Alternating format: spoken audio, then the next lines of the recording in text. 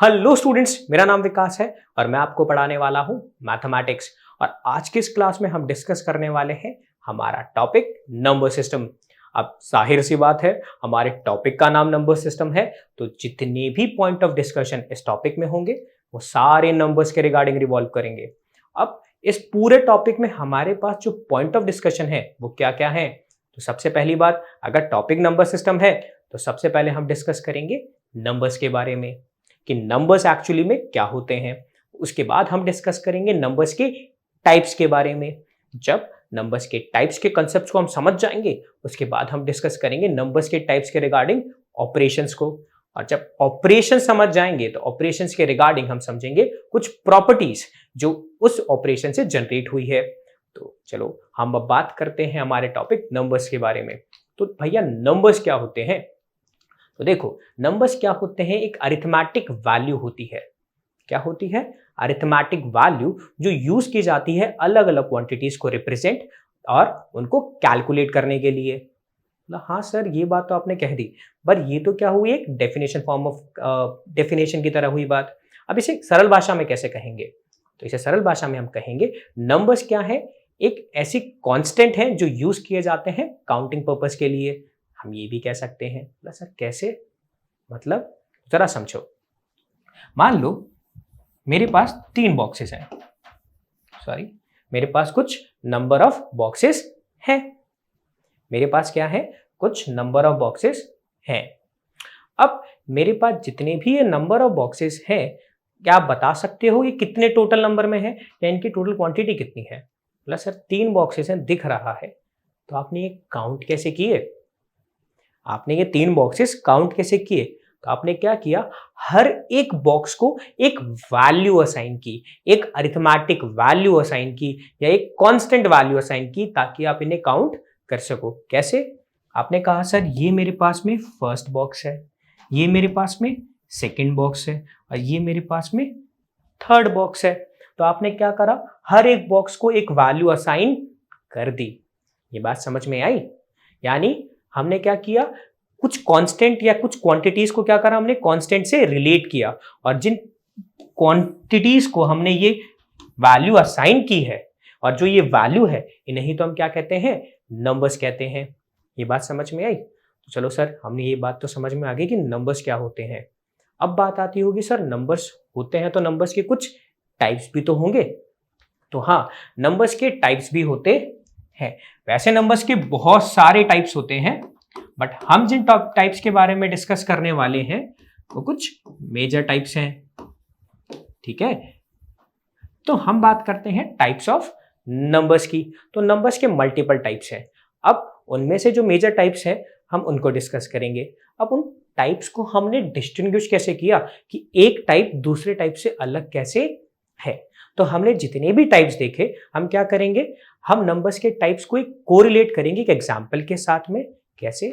हम types of numbers को समझेंगे एज अ कि नंबर्स के टाइप्स क्या है, डिफरेंट डिफरेंट कैटेगरीज की स्केल है। मतलब नंबर्स के टाइप डिफरेंट कैटेगरीज की स्केल है। बोला हाँ। अब कैसे? तो देखो, आपने बचपन में स्केल देखी है जो हम मेजरमेंट के लिए यूज करते हैं, यस या नो? तो हम ऐसे ही समझेंगे कि नंबर्स क्या है, एक डिफरेंट डिफरेंट कैटेगरीज की स्केल है। और हम इन स्केल्स को कैसे डिस्टिंग्विश करेंगे? हम इन स्केल को डिस्टिंग्विश करेंगे या कैसे? हम बात करेंगे इनके स्केल के स्टार्टिंग पॉइंट, इन स्केल्स के एंडिंग पॉइंट, साथ के साथ हम डिस्कस करेंगे इन स्केल्स के बिटवीन जो कॉन्जिक्यूटिव नंबर्स हैं उनके डिफरेंस के बारे में, उनके डिफरेंस के बारे में। अब मन में ये सवाल आ रहा होगा, सर स्टार्टिंग पॉइंट तो समझ में आ गया कि जहां से मेरा स्केल स्टार्ट हो रहा है। दूसरी बात, एंडिंग पॉइंट भी समझ में आ गया, जहां मेरा स्केल खत्म हो रहा है। तो ये कॉन्जिक्यूटिव डिफरेंस क्या है? तो देखो, मेरे पास कोई भी स्केल होता है, तो स्केल में क्या होता है, मेरे पास पार्टीशंस होते हैं। इन पार्टीशन पे एक एक वैल्यू असाइन होती है। ठीक है, like this is my first partition, then second, then third, then fourth. तो अब बात करते हैं कॉन्जिक्यूटिव की। तो कॉन्जिक्यूटिव क्या होते हैं? तो देखो, कॉन्जिक्यूटिव नंबर्स वो नंबर्स होते हैं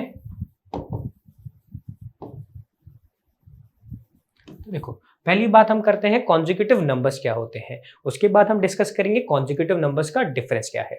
तो देखो, कॉन्जिक्यूटिव नंबर्स वो नंबर्स होते हैं जो एक दूसरे के राइट नेक्स्ट है, या मैं बोलूँ एक जस्ट बगल वाले नंबर। ठीक है, जस्ट फॉर एन एग्जाम्पल, 1 के जस्ट नेक्स्ट कौन है? बोला सर 2। बोला 2 के जस्ट नेक्स्ट कौन है? बोला 3। यानी कि 1 और 2 आपस में कॉन्जिक्यूटिव है एक दूसरे के। सिमिलरली हम ये भी कह सकते हैं कि सर 2 और 3 भी तो कॉन्जिक्यूटिव है। सिमिलरली हम ये भी कह सकते हैं कि सर 4 और 5 भी तो कॉन्जिक्यूटिव है। इस कैटेगरी या इस पेयर ऑफ नंबर्स को हम कहते हैं कॉन्जिक्यूटिव पेयर। ये बात समझ में आई? क्या आप बता सकते हो 1 और 4 कॉन्जिक्यूटिव होगा या नहीं होगा?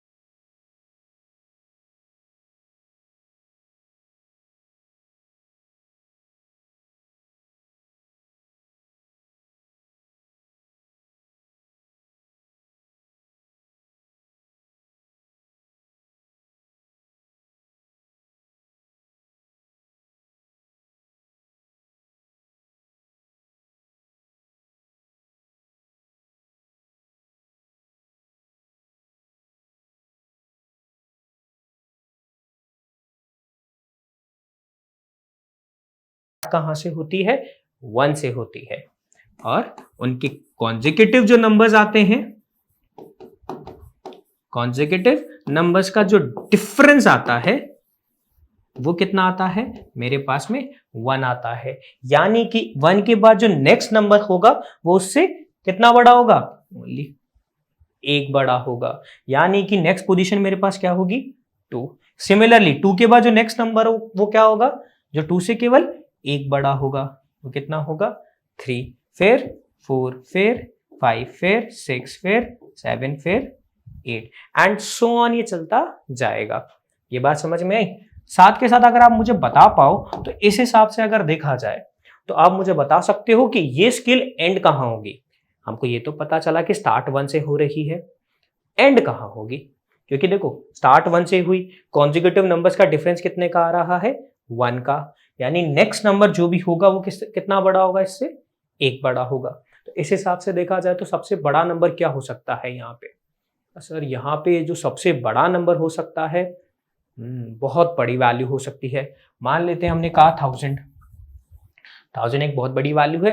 क्या इससे बड़ा कोई नंबर हो सकता है जो आप डिटरमाइन कर सको नेचुरल नंबर की कैटेगरी के हिसाब से? सर इससे बड़ा नंबर, क्या इससे कोई बड़ा नंबर है जो उससे कितना बड़ा हो? केवल 1। हाँ सर, ऐसा एग्जिस्ट करता है, वो है 1001। लो, ये तो क्या हो रहा है? नेचुरल नंबर की कैटेगरी को फुलफिल कर रहा है। कैसे? क्योंकि एस नंबर से जस्ट नेक्स्ट 1 बड़ा कोई नंबर मुझे मिल गया, यानी कि ये नेचुरल नंबर की कैटेगरी में आ रहा है। यानी 1000 एंड 1001 भी क्या होंगे? नेचुरल नंबर होंगे। तो क्या आप मुझे कोई ऐसी बड़ी सार की वैल्यू बता सकते हो या एक बहुत बड़ी मैथमेटिकल वैल्यू बता सकते हो जिसको मैं क्या कर सकूं? डिटरमाइन ना कर सकूं। तो मैथ्स में एक ऐसी वैल्यू होती है जिसे हम डिटरमाइन नहीं कर सकते हैं, यानी जिसके बारे में हम नहीं बता सकते हैं कि ये कितना बड़ा नंबर है, और उसको हम रिप्रेजेंट भी करते हैं। कौन है वो है इन्फिनिटी। यानी ये स्केल स्टार्ट तो 1 पे हो रहा है और एक ऐसी बहुत बड़ी वैल्यू है जिसे डिटरमाइन नहीं कर सकता। क्यों? क्योंकि ये स्केल बढ़ता ही जा रहा है और इसका कोई एंड मुझे नहीं मिल रहा है।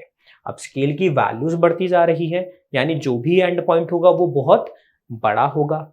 अब बहुत बड़ा है प्लस उसकी वैल्यू भी डिटरमाइन नहीं कर पा रहे हैं, तो हम कहेंगे ये स्केल एंड होता है इन्फिनिटी पे। बात समझ में आई?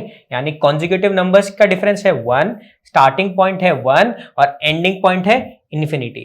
तो जब भी हमें कोई इस कैटेगरी का स्केल दिखता है उसे हम क्या कहेंगे, नेचुरल नंबर, या ऐसे नंबर जो मुझे इस स्केल के अंदर बिलोंग करते हैं उन्हें हम कहेंगे नेचुरल नंबर। ये बात समझ में आई? ठीक है, अब आगे चलते हैं। अब मेरे पास जो सेकंड कैटेगरी ऑफ स्केल आता है वो कौन है, होल नंबर्स। कौन है, होल नंबर्स। तो सेकंड कैटेगरी ऑफ स्केल क्या है मेरे पास में, होल नंबर्स। अब होल नंबर्स क्या होते हैं जरा समझो।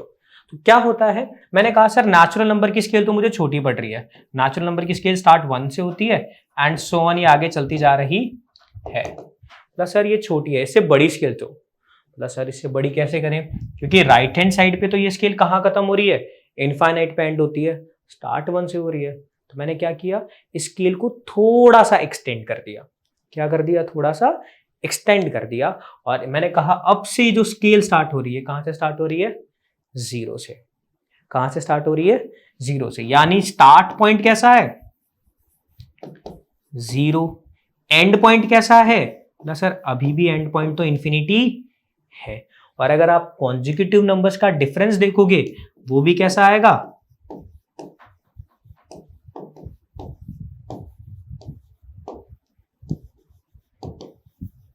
कॉन्जिक्यूटिव नंबर का डिफरेंस भी 1 है। कि ना, यानी ये क्या है, जस्ट एक नेचुरल नंबर को मैंने क्या किया, थोड़ा सा एक्सटेंड कर दिया। यानी कि जो नेचुरल नंबर की स्केल है उससे थोड़ी सी बड़ी स्केल कौन है, होल नंबर। और दोनों के बीच में डिफरेंस क्या है कि होल नंबर में काउंटिंग स्टार्ट होती है 0 से, या ये मैं कहूं कि 0 बिलोंग करता है होल नंबर्स में, जबकि 0 किस में बिलोंग नहीं करता, नेचुरल नंबर में बिलोंग नहीं करता है। यानी कि होल नंबर्स में मेरे पास टोटल नंबर्स की कैटेगरी, या मैं बोलूं टोटल नंबर्स या टोटल नंबर ऑफ जो एलिमेंट्स हैं वो थोड़े ज्यादा हैं। और कितने ज्यादा हैं, एक एलिमेंट, और वो कौन है, 0। बाकी होल नंबर पूरे नेचुरल नंबर को कंसिस्ट करता है। यानी कि नेचुरल नंबर को ही मैंने थोड़ा सा एक्सटेंड किया और एक नई फॉर्म ऑफ स्केल तैयार की। ये बात समझ में आई?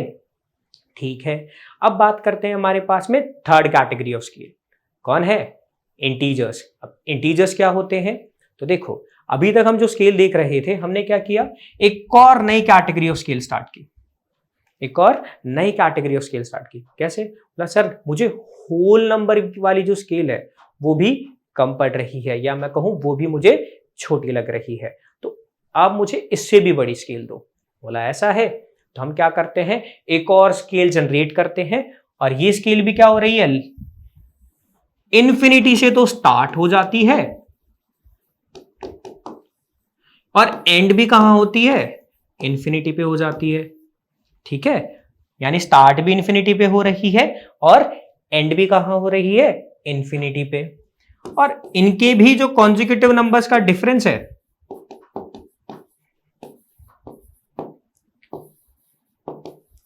वो भी कितना आ रहा है, 1 का आ रहा है। कितना आ रहा है, 1 का आ रहा है। यानी मैंने क्या किया, होल नंबर की स्केल को एक्सटेंड कर दिया। कहां तक एक्सटेंड कर दिया, इन्फिनिटी तक।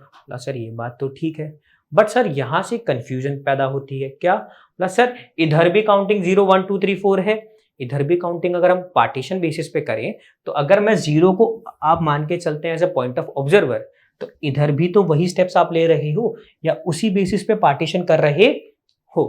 तो इसी कंफ्यूजन को दूर करने के लिए मैंने क्या यूज किए, साइंस यूज किए, और जनरेट हुए मेरे पास एक और कैटेगरी ऑफ नंबर्स, इन्हें हम कहते हैं पॉजिटिव और नेगेटिव नंबर्स।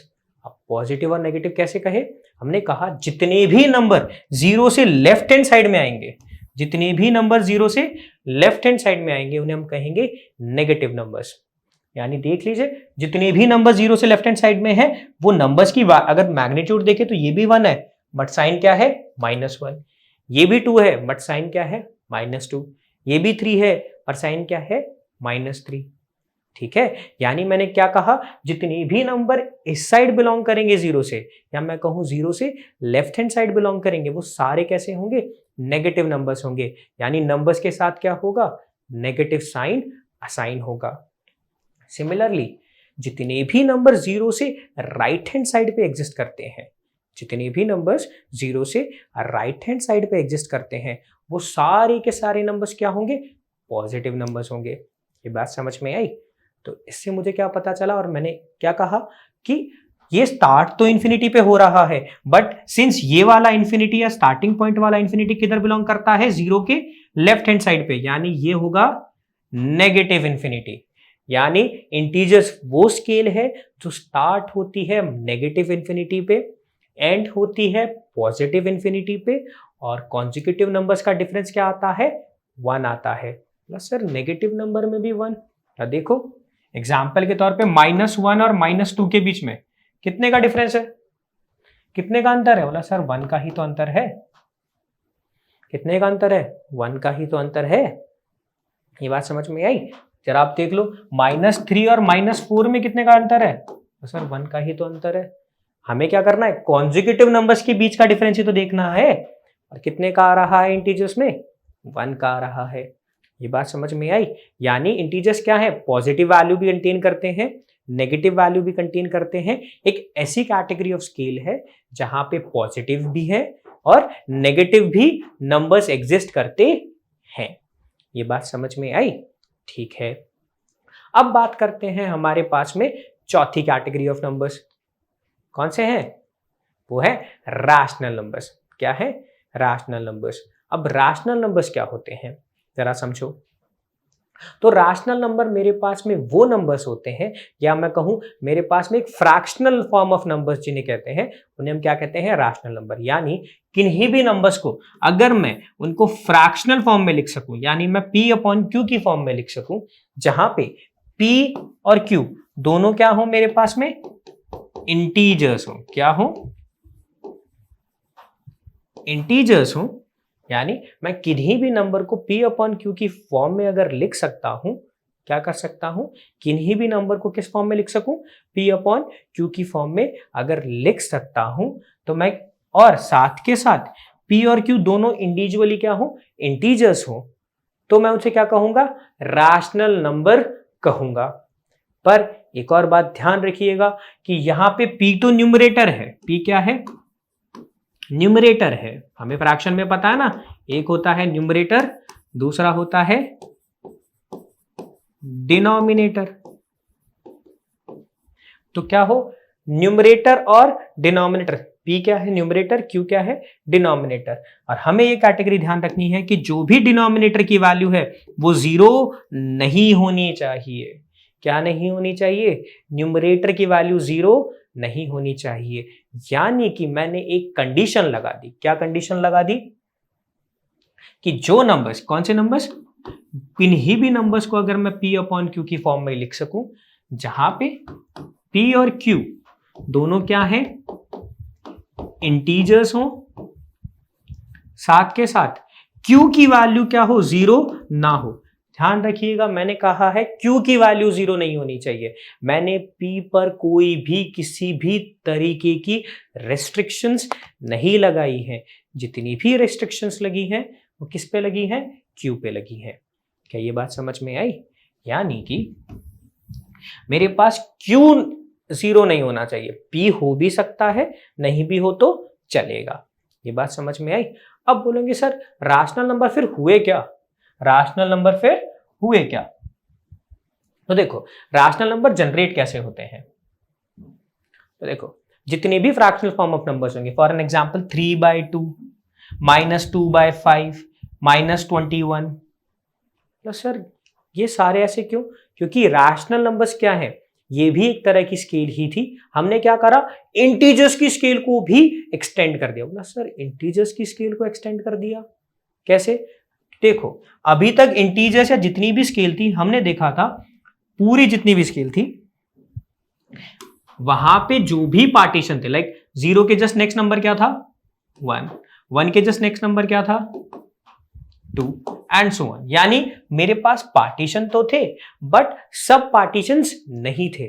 मतलब सर क्या मतलब, तो देखो 0 और 1 यहां पे अगर देखा जाए तो क्या मैं इन्हें सब पार्ट में डिवाइड नहीं कर सकता, यानी इनके बीच में भी तो पार्टीशन मैं कर सकता हूं। यानी कि जो भी कॉन्जिक्यूटिव नंबर्स थे, क्या थे, जो भी कॉन्जिक्यूटिव नंबर्स हैं। अभी तक हमने देखा नेचुरल में भी डिफरेंस कितने का था, 1 का, होल में भी डिफरेंस कितने का था, 1 का, इंटीजर्स में भी डिफरेंस कितने का था, 1 का। बट जब मैं बात करता हूं रैशनल नंबर्स की, तो यहां पे कॉन्जुगेटिव नंबर्स के बीच में डिफरेंस कितने का नहीं आता, 1 का नहीं आता है। यहां पे कॉन्जुगेटिव नंबर्स के बीच में डिफरेंस कितने का नहीं आता, 1 का। यानी जितने भी नंबर एग्जिस्ट कर सकते हैं 0 और 1 के बीच में, कितने नंबर एग्जिस्ट कर सकते हैं, क्या आप सोच सकते हो? एग्जाम्पल में सर 0 और 1 के बीच में कहां कोई नंबर एग्जिस्ट करता है, करें, हम कह सकते हैं 0.5, या मैं जिसे कहूं 1/2, हम कह सकते हैं सर 0.125, 0.0009।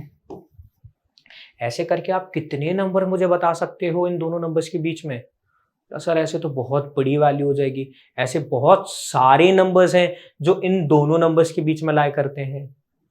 हाँ, तो यानी कि यहां पे भी आपने सही गैस किया कि यहां पे भी दो कॉन्जुगेटिव नंबर्स के बीच में डिफरेंस कितने का आएगा, इन्फिनिटी। यानी कोई भी दो रैशनल नंबर, याद रखिएगा किन नंबर्स के बारे में बात कर रहे हैं, दो रैशनल नंबर्स के बिटवीन, कोई भी दो रैशनल नंबर्स के बिटवीन इनफाइनाइट नंबर्स की पॉसिबिलिटी होती है। यानी इन दोनों नंबर्स के बीच में इनफाइनाइट नंबर एग्जिस्ट कर सकते हैं। ये बात समझ में आई? ठीक है, तो हमने क्या डिस्कस किया अभी तक कि मेरे पास जो रैशनल नंबर्स होते हैं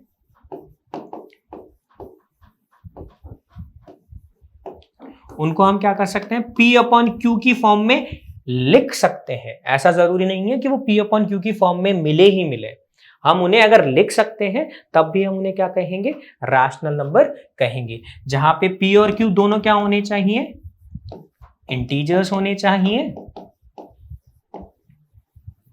प्लस Q की वैल्यू 0 नहीं होनी चाहिए।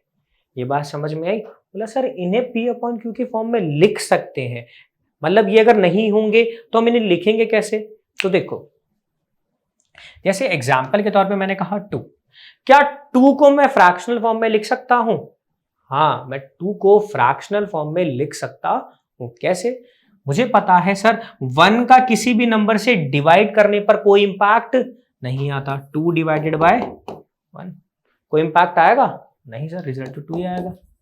यानी कि मैं 2 को लिख सकता हूं 2/1, लिख सकता हूं नहीं लिख सकता हूं? यानी 2/1 जो मेरे पास फॉर्म है, क्या ये एक फ्रैक्शनल फॉर्म नहीं है? क्या 2 एक इंटीजर नहीं है? बोला सर 2 एक इंटीजर तो है, और कौन सा इंटीजर है, पॉजिटिव इंटीजर है। क्या 1 भी तो एक इंटीजर है? यस या नो? साथ के साथ क्या डिनोमिनेटर की वैल्यू 0 है? क्या 1 0 के इक्वल होता है? बोला नहीं सर, 1 भी 0 के इक्वल नहीं है। यानी P/Q की फॉर्म में हो चुकी है। P और Q दोनों इंटीजर्स भी हैं, साथ के साथ Q की वैल्यू 0 भी नहीं है। यानी मैं किन्हीं भी नंबर को अगर किस फॉर्म में लिख सकूं, P/Q की फॉर्म में लिख सकूं, तो वो क्या होंगे, वो रैशनल नंबर होंगे। साथ के साथ क्या, P और Q इंटीजर्स होने चाहिए और Q की वैल्यू 0 नहीं होनी चाहिए। तो एक सवाल आता होगा सर Q 0 नहीं होना चाहिए, अगर P 0 हुआ तो क्या 0 एक रैशनल नंबर है या नहीं है? तो जरा देखो, हमको पता है सर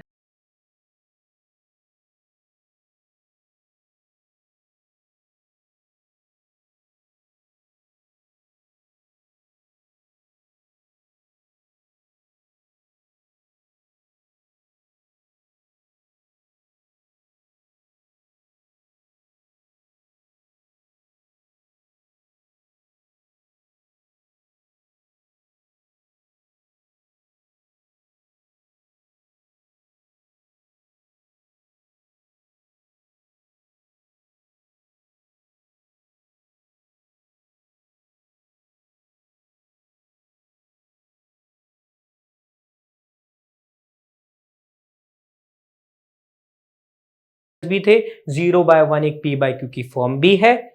तो यानी मैं क्या कह सकता हूं, सिंस 0 0/1 के इक्वल है, यानी 0 क्या हो गया, एक रैशनल नंबर हो गया। ये बात समझ में आई? ठीक है, अब याद रखिएगा हमने क्या कहा है, Q की वैल्यू पे हमने रेस्ट्रिक्शंस लगाए हैं। किसकी वैल्यू पे रेस्ट्रिक्शंस लगाए हैं? Q की वैल्यू पे। P की वैल्यू पे कोई भी रेस्ट्रिक्शंस नहीं है। ठीक है, अब आगे चलते हैं। तो हमने देखा रैशनल नंबर्स देख लिए, अब कुछ एग्जांपल्स पे करते हैं। तो हमें इस type of category of question बहुत देखने के लिए मिलेंगे। क्या क्वेश्चन देखने के लिए मिलेंगे?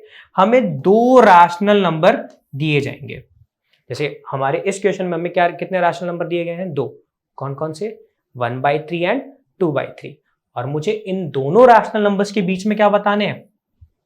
इन दोनों रैशनल नंबर्स के बीच में मुझे 5 और रैशनल नंबर बताने हैं जो इन दोनों के बीच में आए। तो जब भी इस कैटेगरी ऑफ क्वेश्चन आपको देखने के लिए मिले या ऐसी सेम कैटेगरी आपको देखने के लिए मिली है, तो हम ऐसे क्वेश्चंस को कैसे हैंडल करते हैं जरा देखिए। तो हमें जो भी नंबर गिवन है, जैसे मुझे क्या गिवन है? 1/3 और क्या गिवन है?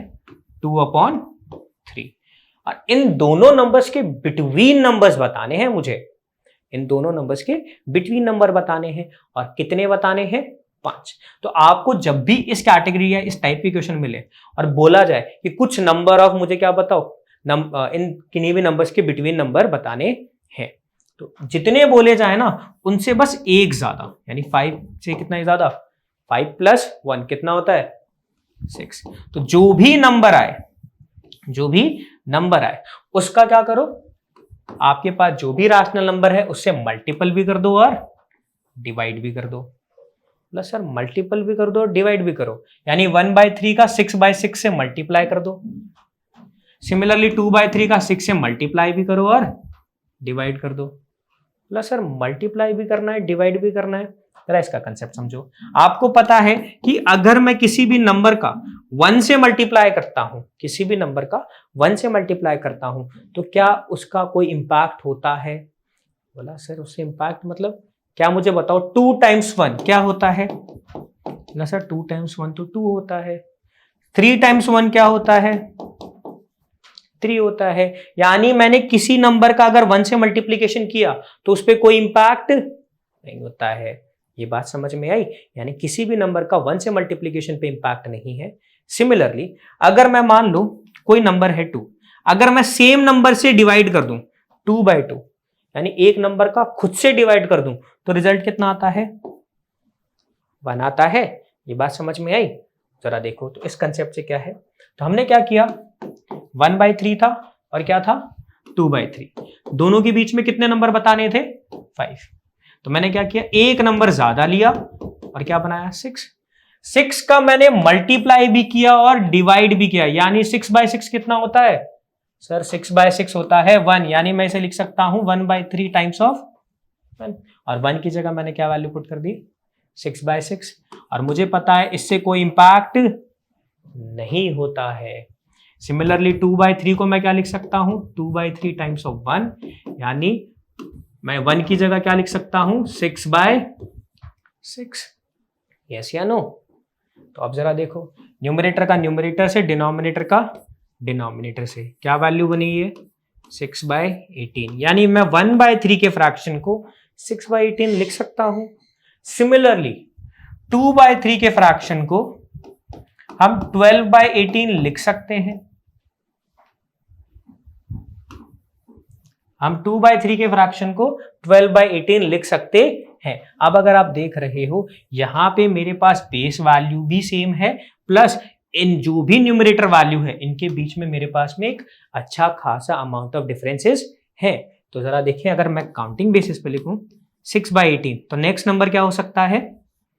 7/18, फिर 8/18, फिर 9/18, सिमिलरली 10/18, सिमिलरली 11/18।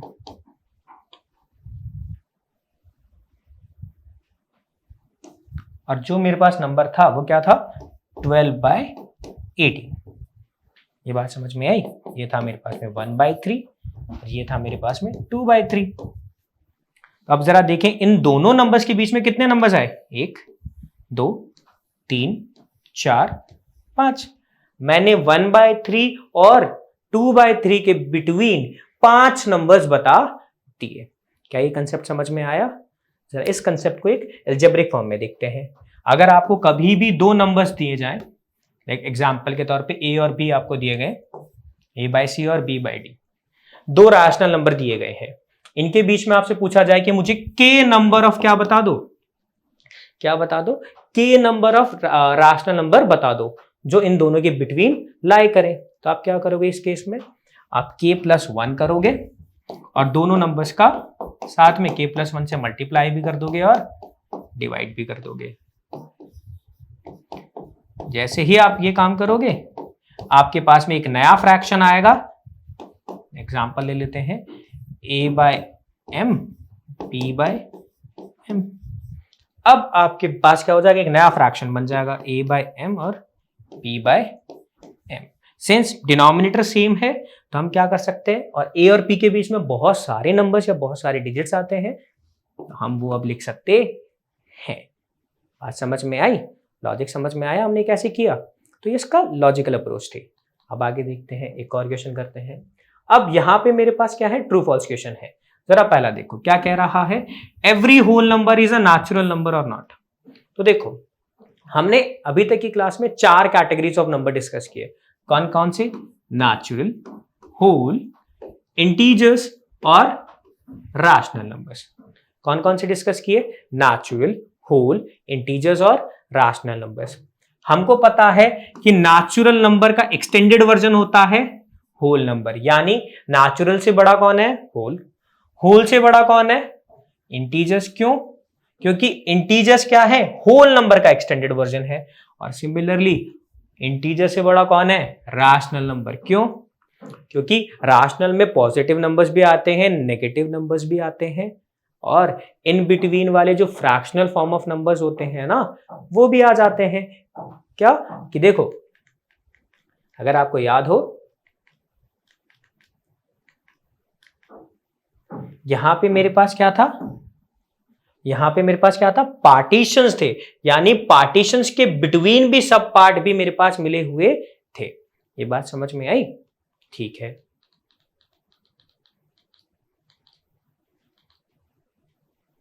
अब देखो नेचुरल से बड़ा होल, होल से बड़ा इंटीजर्स और इंटीजर से बड़ा रैशनल।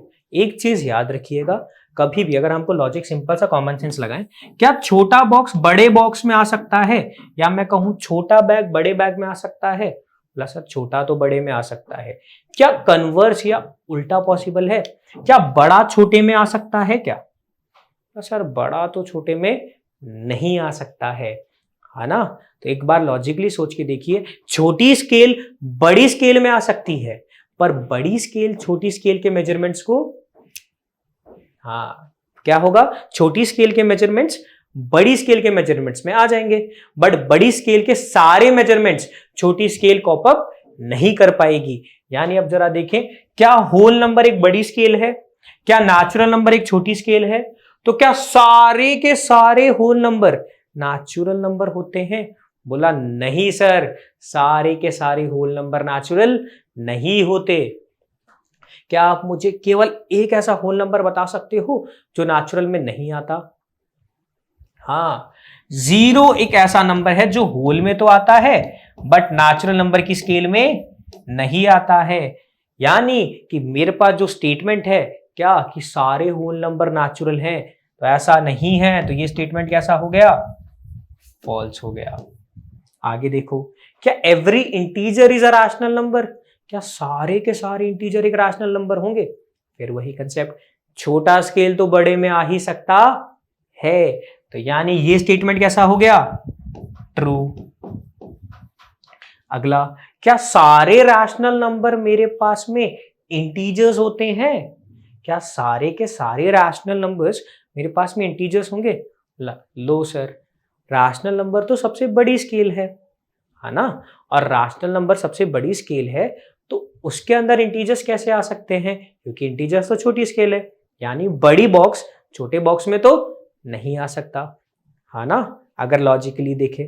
दूसरी चीज, अगर आपको प्रॉपर मैथमेटिकली कहें हम, तो क्या कहेंगे, सिंस रैशनल नंबर इकलौती स्केल है जहां पे सब पार्टीशंस हैं, या मैं बोलूं fractional form of numbers exist करते हैं, जबकि इंटीजर्स में ऐसा नहीं है, तो हम क्या कहेंगे सर, ये स्टेटमेंट कैसा हो गया, फॉल्स हो गया कि सारे के सारे रैशनल नंबर इंटीजर्स हैं, ऐसा नहीं है। आगे देखते हैं, अगला क्या कह रहा है, मुझे कितने रेशनल नंबर बताओ, 5 रैशनल नंबर बताओ बिटवीन किनके, 1 और 2 के। याद है हमने देखा था जो भी नंबर्स हों, ठीक है, कितने नंबर्स पूछे हैं, 5, तो 5 से कितना ज्यादा, 1 ज्यादा, क्या हुआ 6। जो भी नंबर है उसका मल्टीप्लाई भी कर दो, डिवाइड भी। सिमिलरली यहां पे भी सेम चीज करेंगे। इस 1 को मैं क्या लिख सकता हूं, 1 को लिखा जा सकता है 6/6 और 2 को क्या लिखा जा सकता है 12/6। ठीक है, अब देखो डिनोमिनेटर दोनों में कैसे हैं, सेम है, इधर भी 6 है और इधर भी 6 है। तो आगे कंटिन्यू काउंटिंग करते हैं, तो कितना होगा 7/6, 8/6, ठीक है, 9/6, 10/6, 11/6। तो अगर देखा जाए मेरे पास 1 और 2 के बिटवीन कितने नंबर्स आ गए, 1 2 3 4 और 5। सवाल समझ में आया। सेम अप्रोच के क्वेश्चन हमने भी किए थे। आगे चलते हैं, अब करते हैं हम स्टार्ट एक्सरसाइज 1.1। क्या कह रहा है, पहला क्वेश्चन देखो, क्या 0 एक रैशनल नंबर है, हमने ये डिस्कस किया था, क्या 0 एक रैशनल नंबर है, यानी 0 को क्या P/Q की फॉर्म में लिख सकता हूं, जहां P और Q दोनों क्या हो, इंटीजर्स हो, साथ के साथ Q की वैल्यू 0 नहीं होनी चाहिए। अगर ऐसा हो रहा है, अगर ऐसा हुआ तो मैं क्या कहूंगा कि 0 क्या है, एक रैशनल नंबर है। तो जरा करें, तो 0 को मैं 0/1 नहीं लिख सकता क्या, हाँ सर 0 को 0/1 लिख सकते हैं। क्यों, हमको पता है किसी भी नंबर का 1 से डिवाइड करने पे कोई इंपैक्ट नहीं आता है, वो रिजल्ट सेम रहेगा, यानी 0 0/1 के इक्वल है। क्या 0 एक इंटीजर है, बोला हाँ सर 0 एक इंटीजर है। क्या 1 एक इंटीजर है, बोला हाँ सर 1 एक इंटीजर है। और यहां पे डिनोमिनेटर मेरे पास क्या है 1, और 1 क्या है 0 के इक्वल नहीं है, यस या नो। तो क्या 0 को मैंने एक फ्रैक्शनल फॉर्म में नहीं लिखा 0/1 में, जहां पे p की वैल्यू मेरे पास 0 हो गई, q की वैल्यू 1 हो गई, दोनों इंटीजर्स भी हैं और q की वैल्यू या मैं बोलूं 1 0 के इक्वल भी नहीं है, तो ये कंडीशन को सेटिस्फाई कर रहा है, यानी 0 एक रैशनल नंबर है। बात समझ में आई। चलो देखते हैं अगला क्वेश्चन। अगला क्वेश्चन क्या है मेरे पास में, मुझे 6 रैशनल नंबर बताने हैं, कितने 6, किनके बिटवीन 3 और 4। तो अभी हमने देखा था जो भी मुझे नंबर गिवन हो उनके बिटवीन कितने नंबर बताने हैं, जितने भी बताने हो उनसे एक ज्यादा, यानी 6 + 1। जो भी नंबर आया एक ज्यादा उसका क्या करेंगे हम, मल्टीप्लाई भी करेंगे और डिवाइड भी करेंगे। तो ये नंबर कितना हो गया 21/7, कि 3 के इक्वल है। सिमिलरली 4 के साथ भी हम सेम करेंगे, ये क्या हो गया 28/7, जो कि 4 के इक्वल है। अब देखो यहां पे मेरे पास डिनोमिनेटर सेम है, अब न्यूमरेटर के बीच में डिफरेंस भी अच्छा खासा है, तो हम यहाँ पे नंबर्स को आगे ले सकते हैं। तो क्या होगा 22/7, 23/7, 24/7, 25/7, 26/7 और 27/7। अब मुझे क्या है 21/7 यानी 3, 28/7 यानी 4। इन दोनों नंबर्स के बीच में मुझे कितने रैशनल नंबर मिले, 1 2 3 4 5 और 6। तो मुझे 6 रैशनल नंबर मिल गए, कितने, किनके बीच में, 3 और 4 के बिटवीन। चलो आगे करते हैं। अगला क्वेश्चन क्या है, मुझे 5 रैशनल नंबर बताओ, किनके बीच में, 3/5 और 4/5 के बिटवीन। तो जो भी नंबर हो, कितने नंबर्स पूछे गए हैं मेरे पास 5, तो 5 से कितना, एक ज्यादा, क्या होगा 6। तो इस 6 का क्या करेंगे, मल्टीप्लाई भी एंड डिवाइड भी। सिमिलरली मल्टीप्लाई भी एंड डिवाइड भी।